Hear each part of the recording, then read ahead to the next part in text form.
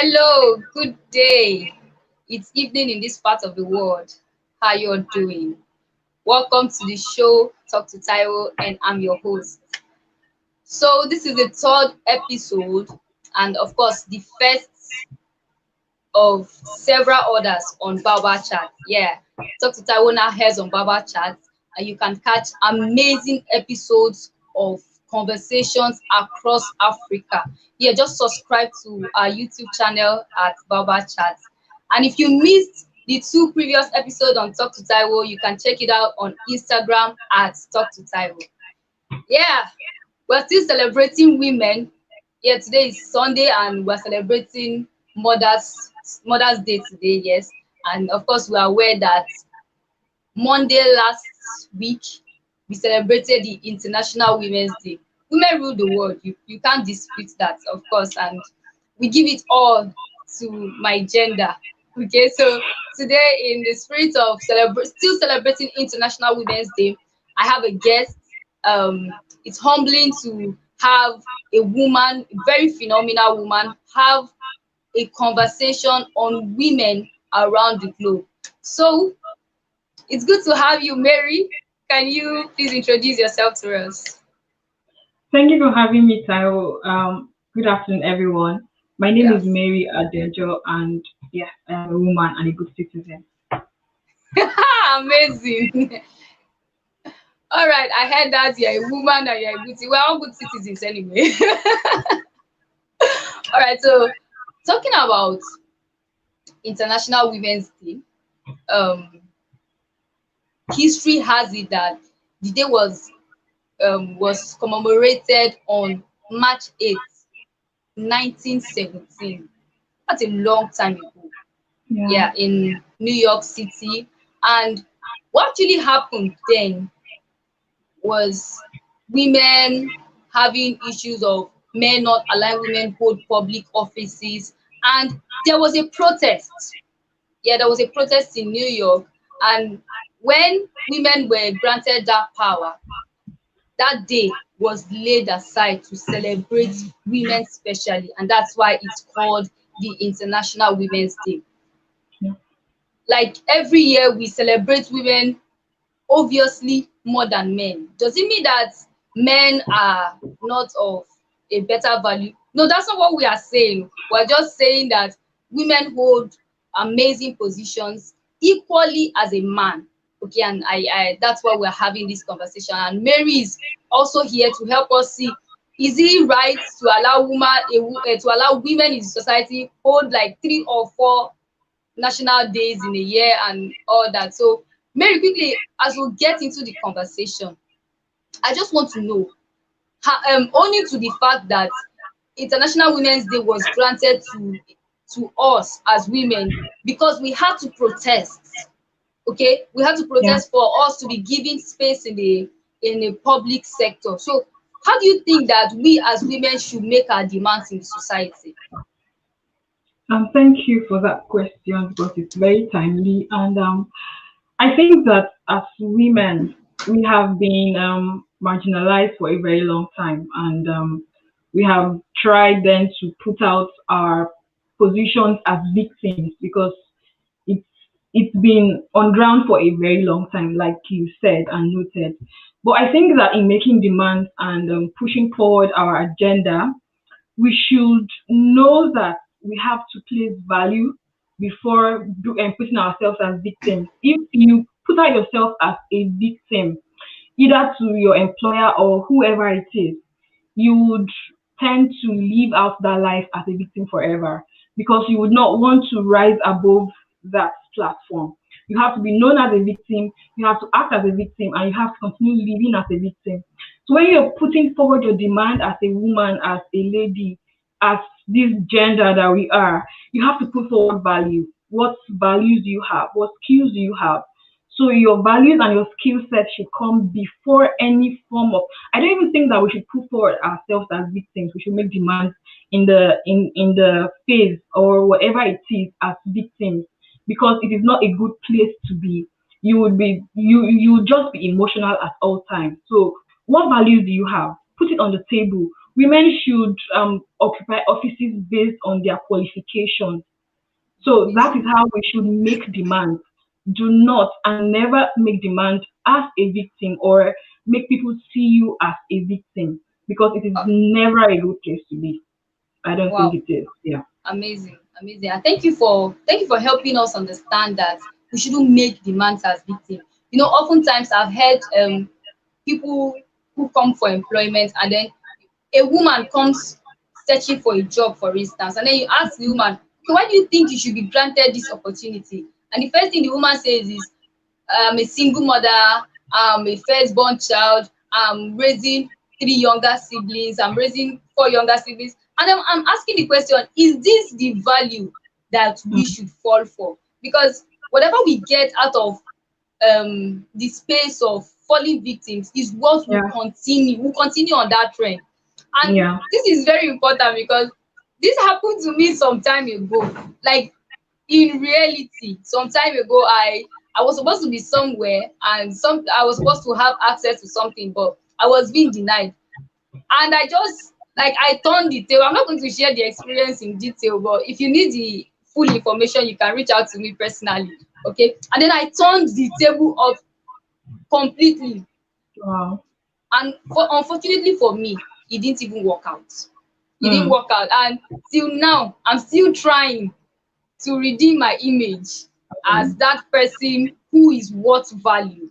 Okay, so I really feel that as women, it is important that our skill comes first, our value comes first. So rather than saying you I should be given a particular platform because I am a woman. No, no, no, no. And that's where the the controversy of feminism comes in.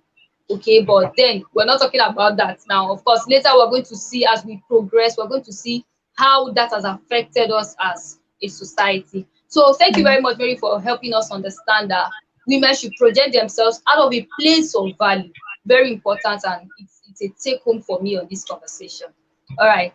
So moving forward, there is there's a question that has always bothered me, and I feel like if I don't ask you on this platform, asking the woman I'm bringing on this platform, I may not be doing too well to I may not be doing justice to it. So do you think that as women, in whether maybe in the family or in the government or in holding public offices, do you actually think that women make better leaders? Because this is like a question that outrightly, if you go to the street and you ask any woman, they have a direct answer. But I want to Yeah. know, do you think that women would make better leaders in the family, everywhere, every space that a woman finds themselves? Thank you once again. And yeah, so I think that the question should be framed in such a manner where we don't have competition, because Mm, competition in this sense breeds toxicity, and it is not something that we should be looking forward to. Excuse me. So if we're looking at it in this sense, we should know that men and women are leaders, and we shouldn't be looking forward to who is the better leader, who does it better. I think that in this sense, the only person that you should be better than is who you were yesterday. So you have to build on yourself. You have to keep being better at your game. You shouldn't compete with the next male. You shouldn't look forward to beating the next male at any game. If it's in the office, academics, or wherever you find yourself, politics, being better at your own game, being better than who you were yesterday, building yourself to give yourself a platform, build yourself to a form of relevance, because it's people who are relevant and influential that we can say they add value, and we can look forward to occupy offices or even positions of power. So you shouldn't look at it in such a way where you are hating the next man because he's doing well, or because a woman can hold this particular kind of office and she does it better. I think that we should take out that phrase, who is being better at it. We are leaders, and we should have that mentality that as we are occupying offices, we have to be transparent, we have to be honest, we have to bring virtue into whatever position of power we hold. So we take away competition and look at collaboration. When women and men collaborate, when we see ourselves as the next humans, we just see ourselves as humans and not as a man or a woman occupying an office, we tend to do great things. And yeah, so I don't want to look at it as men being better leaders or women being better leaders, but I'm looking at it in such a way where we are all humans. God has created us as great beings. We are masterpieces. No two person has the same DNA in this world. So you are unique and you are born a leader. For whatever sphere you find yourself, you are a leader, but you need to keep being better at your game to gain relevance, to get to that position that you were looking up to that dream that you have. You need to keep beating yourself for who you were yesterday and build yourself to where you want to be tomorrow. Wow, awesome. I'm feeling so ashamed of myself right now because Oh, if you were to ask me that question, outrightly, I would have told that women make better leaders. Because there's somewhere in my head right now, I'm trying to tell myself that after all, women are better thinkers. After all, women are better managers. You know that saying that give whatever you give a woman, she multiplies. mm-hmm. Okay, yeah, so that is just it's just somewhere around in me now telling me that really we are not there is no better person among either a man or a woman. And that also helps me to reiterate the fact that you only have options where you are three or more. So I didn't being there were three or more genders, you would have had options. But it's just you're either a man or you're a woman. We've just been created like that. So there is no competition actually. It's just um making sense to me right now that so who do you want to compete against? Who do you want to win? Okay, a Mm-hmm. woman makes a better leader against a man. No, no, no. I feel like we should begin to change that mindset Yeah. that women do better in a particular phase than a man does. We will all do perfectly when we're given equal opportunities. Yeah. Okay, so I really hope that women out there will begin to see themselves less or begin to see themselves more. No, we're not competing, we're rather complementing each other to Mm-hmm. ensure that we are the positions we are occupying, we are doing great for ourselves and also for the men around us. We have so many men who do not even have direction. There are so many men who do have direction but also need a woman to complement. In the Yeah. same vein, we have women in the same light who some don't know so much. We have women who are doing so well, so we are not competing. And of course, we have women who are doing great at international level. Even we are Nigerians, we have women who are raising the bar constantly in our country. We can mention 10, 20 women who are doing well even at international level, and one of it is Dr. Ngozi Okonjo-Iweala. We're Yeah. seeing that she's doing great as the director of World Trade Organization, and we can't say that women are less, and at the same time we can't say that men are more. All right, so women will be better positioned when we have values. Are we on the same page, Mary? Yes, I think we are. And I think I want to add that even the scripture helps us understand in Proverbs that when you are diligent in whatever you do, do you say a man who is diligent in his work, he would not stand before men, he will stand before Hmm. kings. So you have to keep being better at your game. You cannot, the world is growing really, really fast. It's just like a moving train that is very fast. So you can't be who you were yesterday because the world has moved beyond that. You get, so you have to keep studying and you have to keep learning because learning never ends and no knowledge is a waste. So Yeah.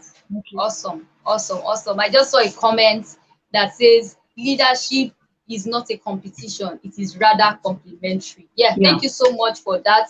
We are getting to learn that as women on the show and of course women on the global scale.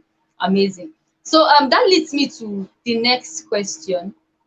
I want to know your perspective. What do you think about women who are breaking the norms in career wise and otherwise, women who are doing unusual things? What do you think about them? Like they are certain positions that have been relegated to a man.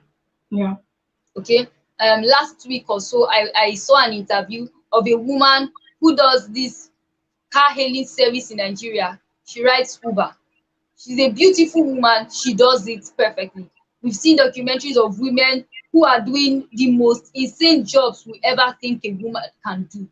Okay, women who are carpenters, women who are auto mechanics, women who are doing so much of this. So what's your thoughts about such women who are taking those unusual positions in the society? Thank you, Taiwo. So when we look at women who occupy unusual positions and take jobs in society, which we on a normal day as a Nigerian, we would not think that a woman can occupy, you would see that those women have resolve. They have passion for what they want to do. As a child growing up, what did you discover that a particular that child loves to do? This stems down to family now. Do we encourage our children to move towards their passion, to move towards Mm, what they love, to to do what they want to do? I have a twin sister that always wanted to read law. We had a series of girls that went into the science, and she wanted to read law, but my parents didn't like it at first. They didn't want her to go into the art, but today she's graduated as a law student, and she loves what she does. She's good at what she does. So um when we look at women who occupy these kinds of unusual positions, they have resolve, like they stood their ground to do what they mm-hmm, want. And I think this is something that we should also encourage. Women should have their voice. We should allow women have their voice. They should be able to speak out and encourage them to do what they want to do. So we have always heard that women are to be seen and not heard, but mm, that narrative should change because it's not mm. healthy. If women are just to be seen and not to be heard, it means that we would have so many bottled feelings, and then one day we'll just gaslight, And and it's not explode. healthy. Yeah, so it's not healthy. We have Yeah. to encourage these women to do what they love. It stems down to passion.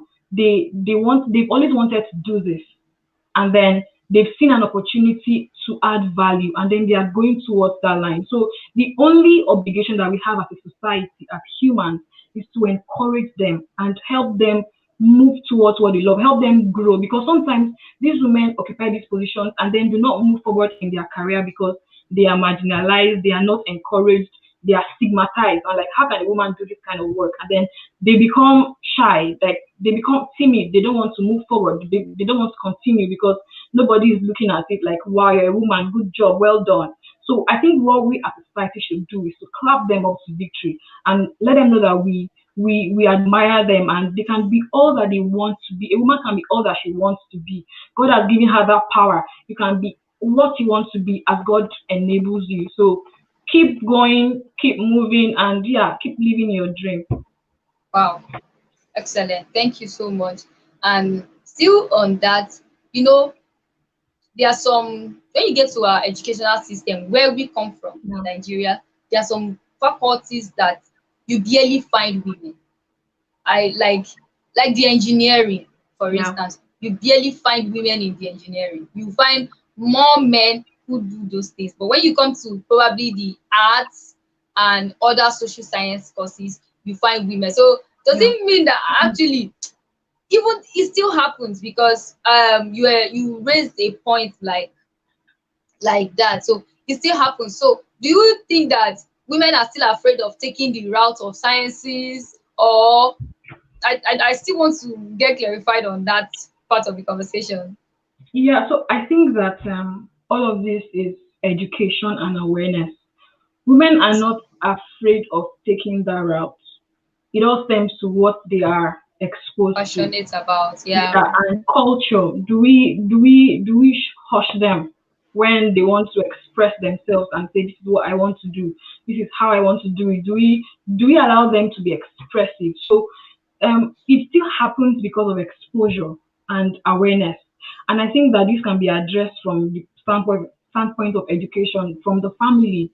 You tell the children to like encourage them to speak out, to own their voices and do and just help them to express themselves. So yeah, so this stems down to the family and then to the society at large. Yeah, so just help them to recognize what they love and know that whatever it is you'd encourage them as parents, as society, we shouldn't just close them up but lead them to that direction. So if you're going towards the wrong direction, what you do is to help them, guide them, to be at a guardrail, not to help them slip forth into doing vices, but help them recognize that purpose that God has destined them for and then climb that path.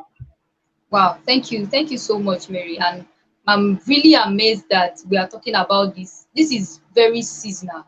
Okay, so it's an encouragement to parents, to caregivers, to the society that women can be more. You Yeah, can be more.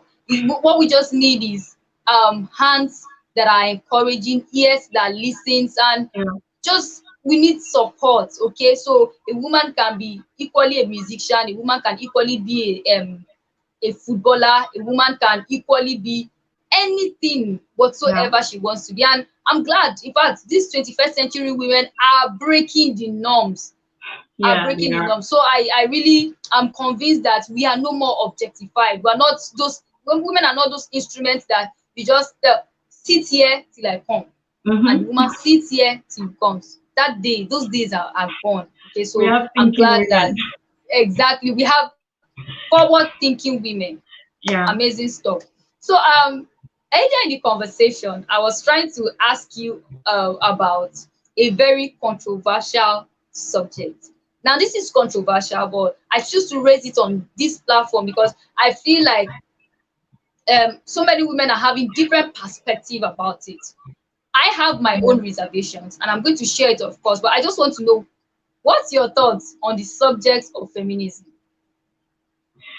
Okay, thank you.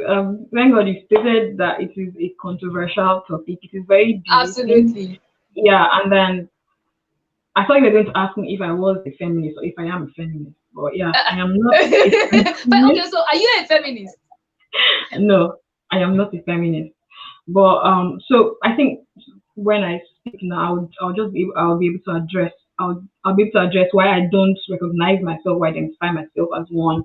Yeah. Okay. So when you were introducing the show and you talked about International Women's Day of how we came to get that recognition, feminism in the days when it first started was just to give women equal rights to vote, to occupy social offices, increase our pay grades, and all of those things that women were marginalized, were not given a voice in society. But today, I can see that a lot has deviated from, excuse me, the original standpoint of feminism, and that is not what I want to be identified with. So we have women who are just out hating the male gender, like any little thing you like, the future is female, men, and like it's just downgrading. Like every day you go to social media, it is one woman against one man, and it is very toxic.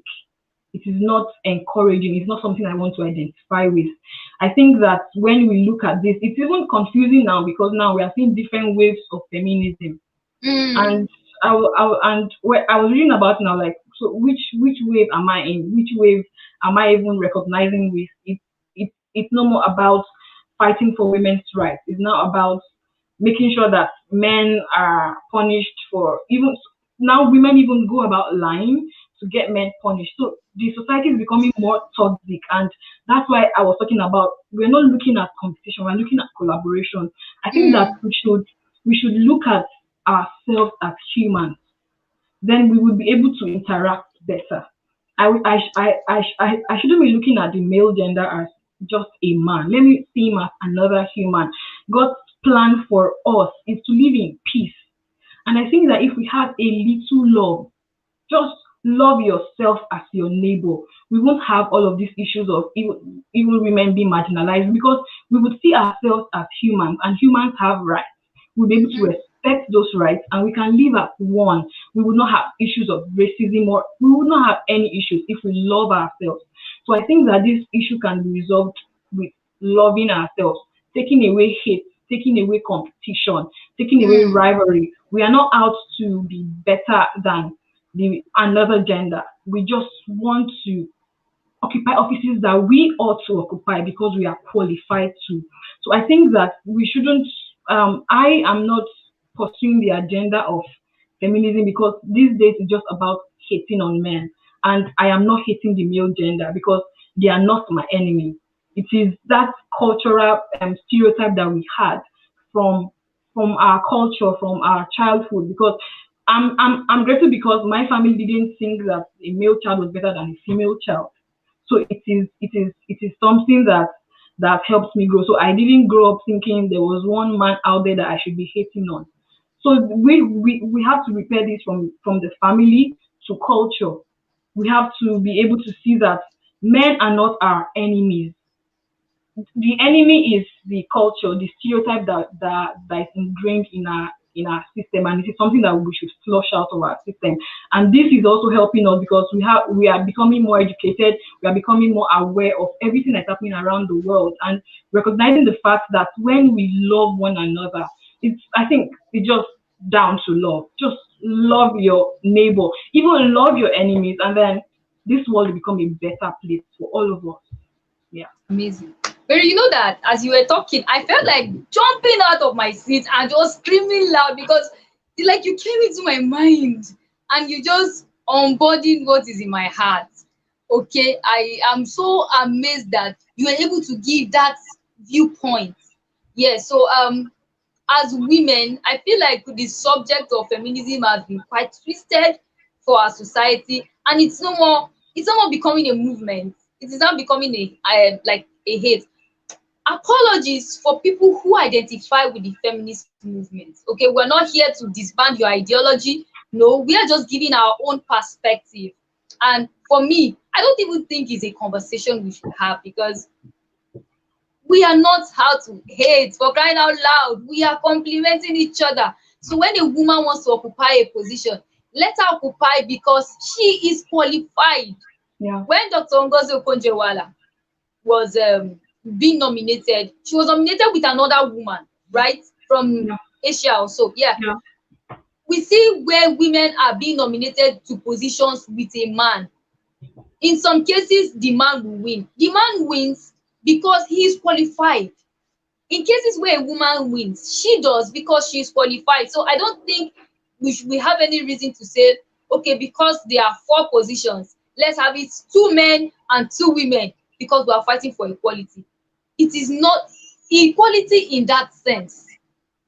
Is to me, I don't see that as equality because what if the two women which we are looking forward to occupying those positions are not even qualified for them? Mm-hmm. Okay, so rather I really hope that our mindset is shifting and then our thoughts are being amended to help us understand that the feminist movement should be should be for to complement and not rather as a competition.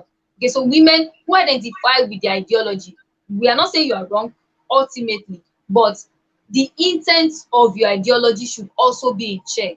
And like Mary says, let love lead your heart. Whatever you do, when a man comes and you have a position to iron out together, let it be out of love and not out of the interest that you're relegating me because I'm a woman. Is it because I'm a woman? Is it because I can't talk? That thought should quite be far from us. Okay. Yeah, so thank you so much, Mary, for helping us put those words into context and into the right perspective. And I can't we're getting closer to the end of the show, but of course I can't leave you. I know you school in the UK, right? And it might not be an easy decision to make. I just want to know, was it what you wanted to do? Were you pushed to it? Did somebody coerce you? Did you share your ideas? Did anybody help you into it? I just want to know, how did you, because I know you're also on scholarship and you are one of the phenomenal women we are celebrating today. Believe me. So I just want to know, Wow. how did you pull through?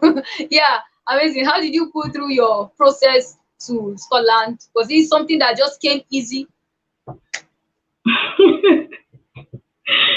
Thank you for asking that question, but yeah, it wasn't something that came easy.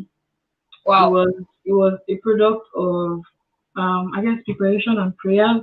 Yeah, because when I look back to my journal, I could see days where I was just telling God, I don't know what's going to happen, but yeah, whatever you want to do. But so it started with my sister, my older sister, who got Okay. Commonwealth scholarship to the UK in 2018, and I never heard of the CSC scholarship before then. When I saw her leave, I knew that it was also possible. Possible. Yeah, Wow. I knew that it was possible for me to go outside because I have always wanted to school outside Nigeria. It was Amazing. people who were close to me knew that I had always had that dream to do my masters or just school outside the country. I just wanted to taste something different from our system. And so when she left, I knew that it was possible. And yeah, I was working in Lagos at the time, and I was just trying my hand to see if it was gonna work. She sent me the link. I was like, just try. It was a busy moment for me, but yeah, I took out time, applied, got my documents and all. But my boss was very supportive because she was following me up and made sure that I was able to get my transcripts, which was like one of the major things that you would need to come over to the UK, and it was a big favor for me at that time. Yeah, so I give the shout out to Mrs. Ekeme Lola. Thank you very much. Amazing. Your boss is a woman. Yeah, yes, it is. Wow, beautiful.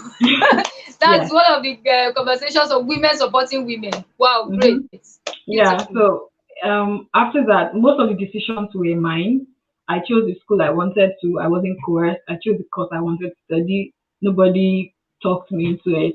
Yeah, so it was mostly my decision, but I had support from family, from friends, and yeah, it was all of that that came to manifestation, and I'm here. Wow. Congratulations. Quite inspiring. Thank you. I'm thinking probably if I'd also made up my mind not to study in the country earlier, it would have worked. But it's not too late to Of make the course, decision of anyway. course, of course. Yeah.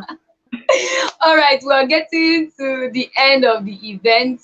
So I can't leave you without asking you this very important question, Mary. The theme for this year's International Women's Day is choose to challenge. Now, I want to ask you, as a woman, as an aspiring mother, and of course, a phenomenal woman in the society, what do you choose to challenge? You have to raise my hands up while I do this. However, you want Yeah. to, please feel free. Okay, so I choose to challenge child marriages because every girl child, every woman has a right to choose whom she wants to spend her life with, whom she wants to marry. And this is something that is plaguing us and has plagued us back in Nigeria and Africa at large. So I choose to challenge child marriages. I also choose to challenge the stereotypes that male children are better than female children. No child is better than another. They are all children. And with the right upbringing and investment, you would, as parents and as a society, get returns on investment on children that you have labored on. I also choose to challenge poverty, which is a very big issue in Africa and Nigeria, where I am from. Poverty is something that has limited us, is a huge barrier to empowerment of children, male, female. It has brought us so low because when a child is not educated, that child is not empowered, and you don't even have that tender that there's going to be investment or betterment of the person's life. The person cannot actualize all of their potentials because of that limitation. So it is something that I choose to challenge. Awesome. Thank you. Awesome. Thank you so much, Mary. It's a privilege having you on this show. We do not take it for granted. This platform is a global platform. The world is watching you, and I wish you the very best in your endeavors. Thank you for coming on the Thank show. you. And thank you guys for staying through on the third episode of Talk to Taiwo. You had a choice, but you chose to wait. I hope that you subscribe to our YouTube channel on Baba Chat. more amazing conversations on Africa and, of course, the continent at large. Till I come your way next time, bye for now. Bye bye. Bye.